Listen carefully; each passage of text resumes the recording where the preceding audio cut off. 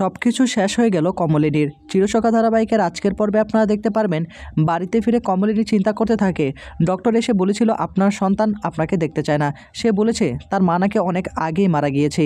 এই কথাগুলো কমলিনী ঘরের মধ্যে এসে বারবার চিন্তা করতে থাকে। তার মাথা প্রচণ্ড রকম ঘোরাতে শুরু করে। কি করে পারলো নিজের সন্তান মাকে এভাবে অপমান করতে, মাকে অস্বীকার করতে। সন্তান মাকে অস্বীকার করেছে, কিন্তু কমলিনী কখনো বুবলাইকে অস্বীকার করতে পারে না। একটি নজরও দেখতে পারলো না। বর্ষার কথাগুলো মনে করতে থাকে। কমলিনী এখনও নিজেকে অপরাধী মনে করে। আর তখনই সেখানে চলে আসে নতুন আসলে কমলিনীর জন্য অপেক্ষা করছিল। কমলিনী আসছে না, তাই কমলিনীর ঘরে চলে আসে। এসে তখন দেখতে পায় মাথায় হাত দিয়ে বসে রয়েছে নতুন। তখন কমলিনীকে প্রশ্ন করে, কি ব্যাপার কমলিনী, তুমি এখন এখানে বসে রয়েছো? আর তোমার তো শরীর খারাপ করবে, কেন তুমি বুঝতে পারছো না? এভাবে বসে বসে কান্না করলে কি সব কিছু ঠিকঠাক হয়ে যাবে? কোনো কিছু ঠিক হবে না, সব কিছু আগের মতো হয়ে যাবে। এদিকে কমলিনী তখন নতুনকে দেখে এই কথাগুলো শুনে চোখের জলগুলো মুছতে শুরু করে। আর নতুনের দিকে তাকে তখন বলে, তুমি যাও, তুমি তোমার ঘরে থাকো, আমাকে তুমি ক্ষমা করে দাও। আমি আজকে তোমার সঙ্গে থাকতে পারবো না, আমার মনের অবস্থাটা ভালো নেই, আমি এখানেই থাকবো। এদিকে নতুন তখন বলে, কমলিনী তুমি এসব কি বলছো? তোমার জন্য আমি এতক্ষণ ধরে অপেক্ষা করছিলাম। যখন দেখলাম তুমি আসছো না, তাই আমি ভাবলাম তোমার সঙ্গে একবার দেখা করে যাই, তোমাকে নিয়ে আসি। তুমি একা থাকলে কোনো দিন ঘুমাবে না, আমি সেটা বুঝতে পারছি, কিন্তু তোমাকে তো একটু বিশ্রামের প্রয়োজন আছে, তোমাকে বিশ্রাম নিতে হবে। তুমি কেন শুধু শুধু বুবলাইয়ের জন্য এভাবে কষ্ট পাচ্ছ? বুবলাই তো এখন সুস্থ আছে, সেটা তো তোমাকে জানানোই হলো। শুধু শুধু নিজেকে কষ্ট দিয়ে কী লাভ? তোমার একটা অপারেশন হয়েছে, সেটা ভুলে গেলে চলবে না। তুমি এখনও নিজের মধ্যে তুমি নিজেকে অপরাধী মনে করছো, কিন্তু সেটা কেন মনে করছো সেটা আমি স্পষ্ট নেই। তখনই আবার কমলিনী বলে ওঠে, তুমি সেটা বুঝতে পারবে না। আসলে বুবলাইকে তো আজকে বিকেলে ছাড়ার কথা ছিল, কই বুবলাইকে তো আজকে বিকেলে ছাড়লো না। আমি আমার সন্তানের জন্য কিছু করতে পারলাম না। আমি বলেছিলাম আমি হসপিটালে থাকবো, সেখানে থাকলে হয়তো আমার মনটা একটু শান্ত হতো। আমাকে বাড়িতে নিয়ে আসলে, বাড়িতে আসলে কি আমার মনটা কি এখানে বসে থাকবে? হসপিটালের দিকে মনটা ছোটাছুটি করছে। আমার ছেলেটার কি একটা অবস্থা হয়ে গেল, এর জন্য তো আমিই দেই, তাই না? নতুন তখন বলে ওঠে, আমি কি তোমাকে শুধু শুধু এখানে নিয়ে এসেছি তোমার তাই মনে হয়? আমার কি বুবলাইয়ের জন্য মনটা কাঁদে না? তোমার কি মনে হয় তোমার সন্তান, আমিও তো তাকে সন্তানের মতোই দেখে এসেছি। আর বুবলাই এখন সুস্থ, আর একটা প্রধান ডক্টর এসেছে। এতক্ষণ যিনি ট্রিটমেন্ট করেছিল সহায়ক ডক্টর ছিল, আর উনি একদিন অবজারভেশনে রাখবে। কমলিনী তখন বলে, যাই হয়ে যাক না কেন, আমি অন্তত ওখানে থাকলে আমার মনটা শান্ত হতো। তখন নতুন বলে ওঠে, কমলিনী তুমি সেখানে থেকে কি করতে? তোমাকে তো দেখতে দিত না তোমার ছেলের সঙ্গে। তোমার ছেলেও তো তোমাকে কি বলেছে, তোমার সঙ্গে দেখা করবে না। তুমি নাকি তার কাছে অনেক আগেই মারা গিয়েছো। তার মধ্যে বর্ষা অপমান করে, তার বাড়ির লোক অপমান করে। এই অপমানগুলো কি তুমি সহ্য করে যাবে? ওইখানে থাকা যে কথা, বাড়িতে থাকা একই কথা। তুমি তো ওইখানে কেবিনে যেতে পারতে না, আর আমি তোমাকে এখানে নিয়ে আসলাম। এতে কি আমার অপরাধ হয়ে গিয়েছে? তুমি কি তাই মনে করো যে আমি তোমাকে এখানে আটকে রেখেছি? যদি তাই মনে করে থাকো, তাহলে তুমি সম্পূর্ণ ভুল ভাবছো। তোমার কি মনে হয় বুবলার জন্য তোমার মন কাঁদছে? আমার কি কাঁদছে না? আর আমি কি শুধু শুধু ওইখান থেকে চলে আসলাম নাকি? বুবলা এখন সুস্থ আছে, সেজন্যই তো আমরা ফিরে আসলাম। তখনই কমলিনী বলে, তুমি আমাকে এইসব কিছু বোঝাতে এসো না। এখন সন্তানের জন্য মায়ের মনটা কেমন করে তুমি তো আর সেটা বুঝবে না। আমি সেটা খুব ভালো করেই বুঝতে পারছি। আসলে আমার জন্যই এত কিছু হয়েছে, আমার শুধু টেনশন, বুবলাই অন্য কিছু না করে বসে। তখনই আবার নতুন বলে ওঠে, আমি একটা জিনিস বুঝতে পারছি না, কেন তুমি নিজেকে এভাবে অপরাধী মনে করছো? কেনই বা এরকমটা করছো? বুবলাই এখন সুস্থ রয়েছে। বুবলাই যদি তোমার সুখগুলো সইতে না পারে, তাতে তোমার কোনো দোষ নেই। তুমি কেন শুধু শুধু ওর জন্য এভাবে ছটফট করছো? তোমাকে মা বলেই সম্বোধন করলো না, অথচ তুমি তার জন্য কান্নায় ভেঙে পড়ছো। এইগুলো কাকে দেখানোর চেষ্টা করছো? কেউ তো তোমার এই দুঃখগুলো দেখবে না। তুমি কমলিনী এসব কিছু থেকে বেরিয়ে আসো। এদিকে নতুনের মুখে তাকিয়ে থাকে কমলিনী এ কথাগুলো শোনার পর। নতুন তখন বলে, আমি জানি না তুমি এখন কি চাচ্ছ। তুমি আসলে এখনও সমাজকে ভয় পাচ্ছ, তোমার ছেলেকে ভয় পাচ্ছ। আমার দিকটা কি একবার বিবেচনা করলে না? তখনই কমলিনী বলে ওঠে, আমি সবটাই বিবেচনা করেছি, আমি বুঝতে পারছি না আমি এখন কি করব। নতুন তখন বলে ওঠে, আমি জানি না তুমি কি করবে। তুমি যদি চাও আমি তোমার জন্য সব কিছুই করতে পারি। এখন তুমি আমাকে বলো, কি এমন করলে তোমার মনে হবে যে তুমি অপরাধ করছো না? তুমি যা বলবে আমি তাই করব। কমলিনী তখন নতুনের দিকে তাকে বলে, আমি জানি না, আসলে আমি জানি না আমি কি করব, আমি ভেবেই পাচ্ছি না। কিন্তু আমার সুখের জন্য যে আমার সন্তানের সুখগুলো বিসর্জন দিবে, এটা আমি কখনো চাইবো না। তুমি হয়তোবা সেটা খুব ভালো করে বুঝতে পারছো। এদিকে নতুন তখন কমলিনীর দিকে তাকে বলে, কমলিনী হয়তোবা তুমি আমার দিকে ইঙ্গিত করে কথাগুলো বলছো যে আমার জন্যই এত কিছু হয়েছে। তুমি তো আর এই বিয়েতে মত দাওনি, আমি সব কিছু নিজে নিজে করে ফেলেছি। যাই হোক, তুমি যেহেতু একা থাকতে চাও, আমি তোমাকে বাধা দেবো না। আমি শুধুমাত্র তোমার সঙ্গে থাকতে চেয়েছিলাম, অন্য কিছু করার জন্য না। বুঝতে পারলে তো? আমি শুধু চেয়েছিলাম তুমি যাতে একটু ঘুমাও, বিশ্রাম দরকার। তুমি একা থাকলে কখনো ঘুমাবে না। তোমার সন্তানের কথা ভাবতে ভাবতে তুমি সারা রাত জেগে থাকবে, আর সেজন্য আমি তোমাকে একটু সান্ত্বনা দেওয়ার চেষ্টা করেছিলাম, কিন্তু তুমি নিজের মধ্যে এই অপরাধবোধটা এখনও রেখেছো। এটা যতক্ষণ থাকবে তুমি আসলে শান্তি পাবে না। তোমার কথা ভাবে না, তুমি কেন তার কথা ভাবতে যাবে? আমরা তো আছি, তাই না? বুবলে যেহেতু এখন সুস্থ হয়ে গিয়েছে, তোমাকে এখন বিশ্রাম নিতে হবে। এটা জানার পরও তুমি এভাবে ছটফট করছো, এগুলো না আসলে মেনে নেওয়ার মতো না। এদিকে কমলিনী তখন বলে, প্লিজ প্লিজ তুমি এখন এখান থেকে চলে যাও, আমার কোনো কিছু ভালো লাগছে না, আমাকে একা থাকতে দাও। নতুন তখন বলে, হ্যাঁ একা তো থাকবেই, তুমি সারা জীবন একা থাকো, তাতে আমার কিচ্ছু যায় আসবে না। আমি আসলে কমলিনী তোমার পাশে দাঁড়াতে চেয়েছিলাম, এতদিন ছিলাম, সামনেও আছি, কিন্তু এখন পার্মানেন্টলি আছি, এখন আমি তোমার হাজবেন্ড, এটা তোমাকে ভুলে গেলে চলবে না। তখনই আবার কমলিনী বলে, সেটা আমি জানি, সেটা তোমাকে বারবার মনে করিয়ে দিতে হবে না। এদিকে নতুন বলে, আমাকে দূরে ঠেলে দিচ্ছ, কোনো ব্যাপার না, আমি এখন চলে যাচ্ছি, কিন্তু একটা কথা, তুমি প্লিজ আর রাত জেগো না। নিজেকে এভাবে কষ্ট দিয়ে কী লাভ হবে বলো তো?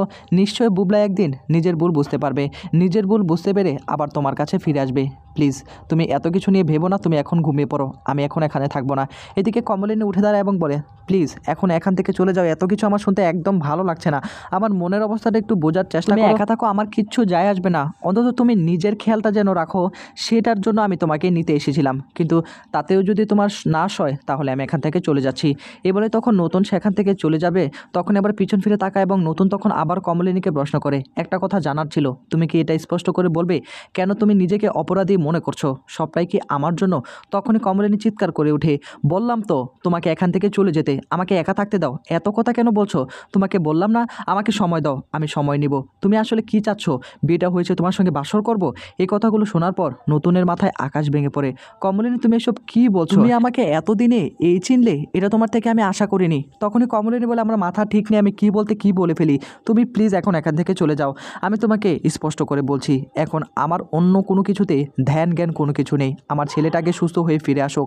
তখনই নতুন কমলিনীর কাছে এসে বলে, না তোমাকে তো সবটা ক্লিয়ার করতে হবে, তুমি এখন হয়তো বা ভাবছো এসব কিছু আমার জন্য হচ্ছে, আমি এর জন্য দায়ী। তুমি তো বিয়েতে মত দিয়েছিলে না, অর্থাৎ তোমার তো কোনো কিছুই জানা ছিল না, আমি তো এই বিয়েটা হুটহাট করে ফেলেছি, তাই না? আর এই জন্যই তো বুবলাই এরকম একটা সিচুয়েশন তৈরি করেছে, আর সেই জন্য তুমি আমাকে দোষারোপ করছো। তুমি এখন চাচ্ছটা কি? কমলিনী আবার বলে, আমি জানি না আমি কি চাচ্ছি, আমি কোনো কিছুই বলতে পারছি না। নতুন তখন বলে, তোমাকে তো অবশ্যই বলতে হবে, তোমার ডিসিশনটা তো তোমাকেই নিতে হবে। কমলিনী তুমি এখনও মনের মধ্যে সেই অপরাধ বোধটাকে গেঁথে রেখেছো, আর সেজন্য তোমার চোখে এরকম হচ্ছে, তোমার মাথায় এরকম আসছে। এই কথাগুলো তুমি চিন্তা কেন করছো?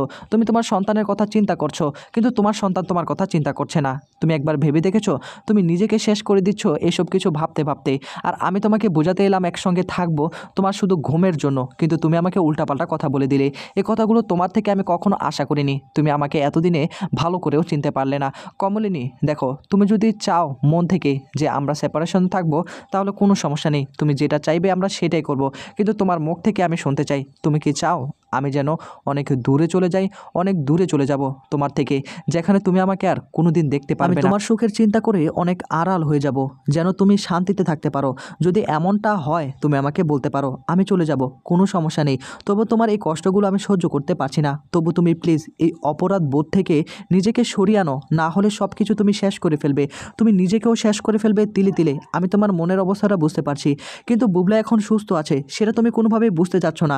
আমারও তো ইচ্ছে ছিল আমি বুবলার সঙ্গে দেখা করব, আমিও তো করতে পারিনি, তুমিও করতে পারোনি। সুস্থ আছে এটাই আমরা জানতে পেরেছি, এটাই অনেক। এদিকে কমলিনী দাঁড়িয়ে তখন নতুনকে বলে, তুমি কোথায় যাবে? তুমি কোথায় যাবে আমাকে ছেড়ে? তখনই আবার নতুন বলে ওঠে, এভাবে ভয় পাচ্ছ কেন? ভয় পেও না কমলিনী, আমি আত্মহত্যা করব না সেই সাহসটুকু আমার নেই। আমি শুধু তোমাকে বললাম এখান থেকে অনেক দূরে চলে যাব, তোমার চোখের আড়াল হয়ে যাব। নতুনের দিকে তাকিয়ে তখন কমলিনী বলে, তুমি আবার কোথায় যাবে? এই বাড়িটা তো তোমার।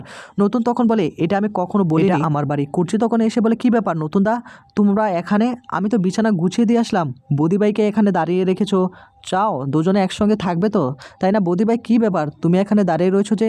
এদিকে কমলিনী বলে, না না দিদিভাই, আজকে আমি কোনোভাবে একসঙ্গে থাকতে পারবো না, আমার মনের অবস্থাটা ভালো নেই।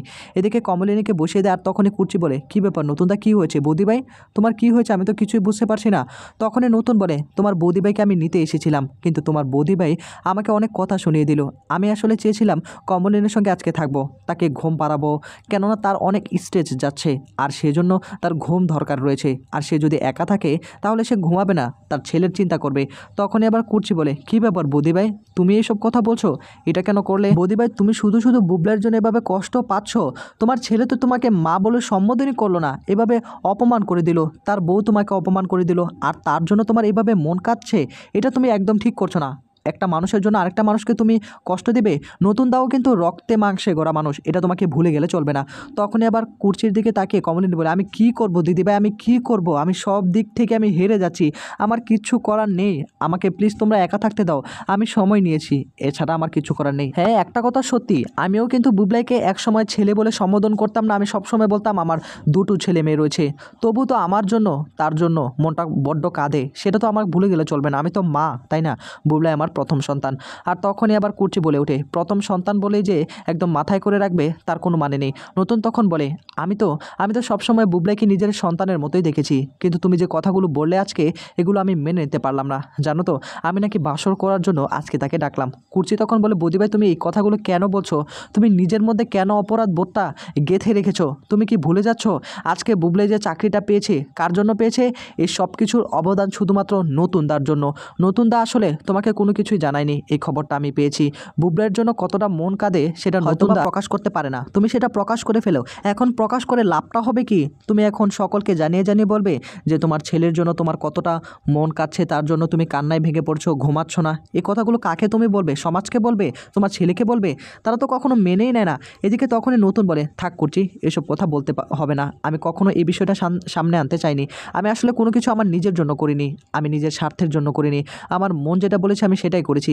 এদিকে তখনই হাত জোর করে রিকোয়েস্ট করে কমলিনী, প্লিজ নতুন ঠাকুরপো, আমাকে তুমি ভুল বোঝো না, আমাকে 2 দিন সময় দাও, 2 দিনের মধ্যেই আমি সব কিছু গুছিয়ে নিব। কুর্সি তখন বলে, কেন বুদিভাই 2টা দিন কেন তোমাকে সময় নিতে হবে? ওইদিকে বুবলাই তো সুস্থ আছে, কেন তুমি নতুনদাকে এভাবে কষ্ট দিচ্ছ? হ্যাঁ, তুমি যদি আজকে নতুনদাকে কষ্ট দাও না, তাহলে কিন্তু আমি তোমার সঙ্গে কথা বলবো না। এদিকে নতুন সেখান থেকে চলে যায়। কুর্সি তখন বলে, আমিও চলে যাচ্ছি, আমাকেও রেডি হতে হবে, কালকে আবার ডাবলুর বিয়েতে আমাকে যেতে হবে। এদিকে তখনই কমলিনী বলে, চলে যাচ্ছ দিদিভাই? কুর্সি তখন বলে, হ্যাঁ বৌদিভাই, আমাকে তো যেতেই হবে, কালকে আজকে তো ঘুমাতে হবে, অনেকটা রাত হয়ে গেছে। কিন্তু একটা কথা তোমাকে আমি বলতে চাই, তুমি তোমার ছেলের জন্য নতুনদাকে এভাবে কষ্ট দিতে পারো না। এই মানুষটা সবসময় তোমার পাশে থাকতে চেয়েছে, তাকে এতটুকু সুযোগ তুমি দিতেই পারো। এদিকে কমলিনী লাইট অফ করে শুয়ে থাকে আর ভাবতে থাকে নতুনের কথাগুলো। অন্যদিকে মাথায় হাত দিয়ে ফেলে কমলিনী, আসলে এইসব কিছু নিতে পারছে না। এদিকে দেখা যাবে নতুন জানালার ধারে এসে মনের কষ্টে একটা গান গাইতে শুরু করে, আর সকলেই তখন সেই গানটা শুনতে শুরু করে। এদিকে নতুন যখন গান গাইতে শুরু করে, কমলিনী তখন উঠে সে নিজে বলে, আমাকে তুমি ক্ষমা করে দিও, আমাকে ক্ষমা করে দিও নতুন ঠাকুরপো, আমি তোমার জন্য কিচ্ছু করতে পারিনি, আমি তোমার জন্য একটু সুখ দিতে পারিনি আমি তোমাকে। অন্যদিকে মিঠিও ভাবতে থাকে সব কিছু যেন আগের মতো ঠিক হয়ে যায়, আমার দাদাভাই নিজেকে শেষ করে দিতে চাচ্ছে, আর মা মনে করছে এটা মনে হয় মায়ের জন্য। অন্যদিকে বাবিলো, নতুন কাকু গান গাইছে কিন্তু গানের মধ্যে অন্যরকম একটা ফিলিংস দেখা যাচ্ছে, কতটা মায়া, মমতা, কান্না এই গানের মধ্যে লুকিয়ে রয়েছে। অন্যদিকে কুর্চিও ভাবতে থাকে, বৌদিভাই তুমি প্লিজ নতুনদাকে এভাবে দূরে ঠেলে দিও না, নতুনদা যদি একবার তোমার থেকে মুখ ফিরিয়ে নেয়, সে মানুষটা আর কখনো তোমার দিকে ফিরেও তাকাবে না, তাই তুমি প্লিজ নতুনদাকে এভাবে দূরে ঠেলে দিও না। অন্যদিকে কমলিনী গান শুনে কান্নায় ভেঙে পড়ে। তো বন্ধুরা, কী হতে চলেছে আগামীতে জানতে হলে অবশ্যই চ্যানেলটিকে সাবস্ক্রাইব করে আমাদের সাথেই থাকুন। ধন্যবাদ কষ্ট করে ভিডিওটি দেখার জন্য।